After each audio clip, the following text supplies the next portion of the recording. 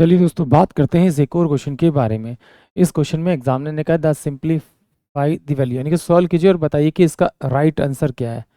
तो यहाँ पर देखिए 3 बाय में 15 दे रखा है, ए की 5 दे रखा है, बी की 6 दे रखा है, सी की 3 दे रखा है, इंटू में 5/9, ए इंटू में बी की 5 इंटू में सी की 4 दे रखा है, और यहाँ डिवाइड में दे रखा है। जब डिवाइड में करेंगे तो ये वैल्यू नीचे आएगी। अब जब ये वैल्यू नीचे आएगी तो इसका मतलब है कि मैं इसको डायरेक्ट इससे काट सकता हूँ 5 और ये 3 15 हो जाएगा। ये 3 से ये 3 चल जाएगा आपका। ये ए की पावर 2 है तो यहाँ पर ए की पावर मेरे पास कितना बचेगा आपका 3 बचेगा, क्योंकि पावर क्या हो जाएगी माइनस।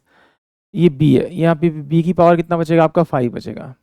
ये सी की क्यूब से सी की क्यूब मेरे पास कट जाएगा। ये मेरे पास टोटल ऊपर आ जाएगा, ये 20 यानी कि 9 और ये 3 27 हो जाएगा। यानी कि सिंपल सी बात है, 3 मेरे पास ऊपर रहेगा और 10 मेरे पास में नीचे रहेगा। ये तो मेरे पास में इसकी वैल्यू आ गई। अब यहाँ पर देखिए, यहाँ पर ए की 3 है और ये ए है, इन दोनों को सॉल्व करेंगे तो ए की पावर 4 मेरे पास यहाँ वैल्यू आई। यहाँ बी की 5 है और यह बी की 5 है, यानी बी की पावर 10 मेरे पास वैल्यू बचेगी और यह सी की पावर में 4 बचेगा।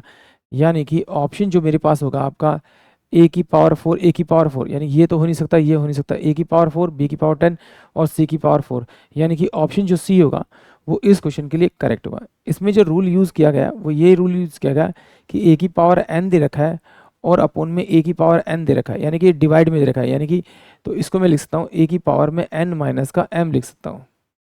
यानी कि अगर ए की पावर एन दे रखा है डिवाइड में आपका ए की पावर में एन दे रखा है तो उनकी पावर आपस में माइनस हो जाती है।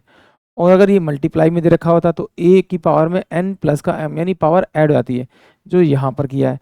आई होप आप सभी को क्वेश्चन समझ में आया होगा।